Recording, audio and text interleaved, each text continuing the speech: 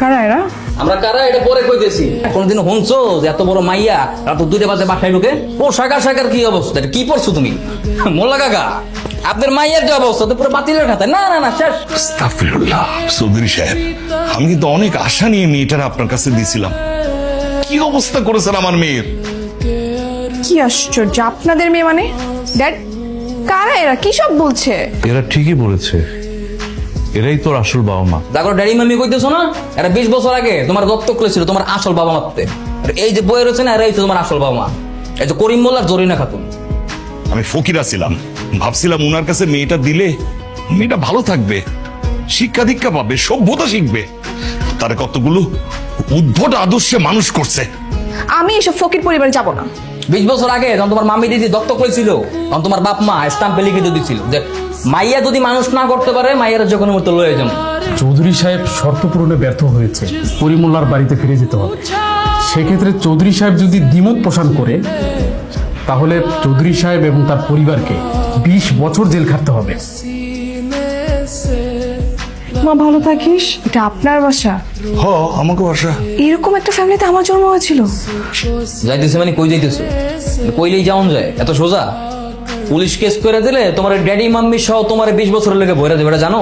তাহলে আপনি কোথাকার কোন রাবিশ আসছেন আমাদের মাঝখানে নাক গলাতে? সম্পর্ক তোমার চাস্তো ভাই লাগে, তোমার মতো মায়ের গালাতে চিনি। ছি, নোংরা কোথাকার আমাকে টাচ করতেছে। এই, কারে নোংরা খাও? কারে নোংরা খাও? জানো কে? জন্মধারিণী মা, এই প্যারেতে বাইরে হয়েছো তুমি। রোদের পরে মারিতে বিজ্জা, তারপর তোমার পালন করছে। আমার রুম কোনটা? রুম কোনটা মানে এনে কোনো রুম নাই, এনে কোন রকম পাড়ি গেছে পরে শুয়ে পড়ো। আর দেই বেশি সমস্যা হইলে আমি সকালবেলা পর্দা টানে দিন। যাও। এই কি তুই? বাহ, তোমরা কি আরামে ঘুমাচ্ছিলে, আর তোমাদের মেয়ে রাস্তা রাস্তায় ঘুরে বেড়াচ্ছে, একটু ঘুমানোর জায়গাও পাচ্ছে না।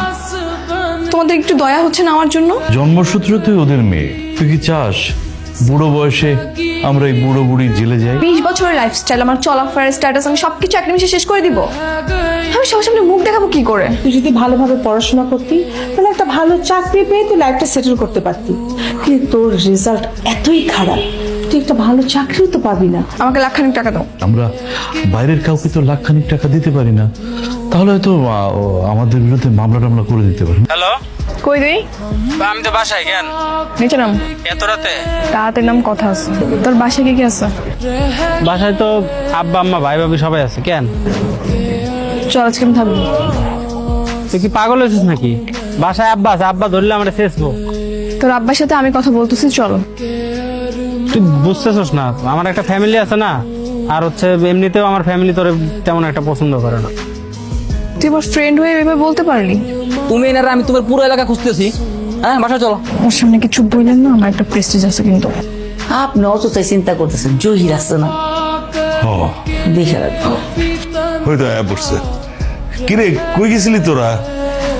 চাচা, গেছিলাম একটু হাওয়া বাতাস খাইতে। সমস্যা নাই, সবকিছু ঠিকঠাক। নুরির লোকে কত হয়েছে? নুরি আজকে তেই নেই থাকবো, তাই না নুরি?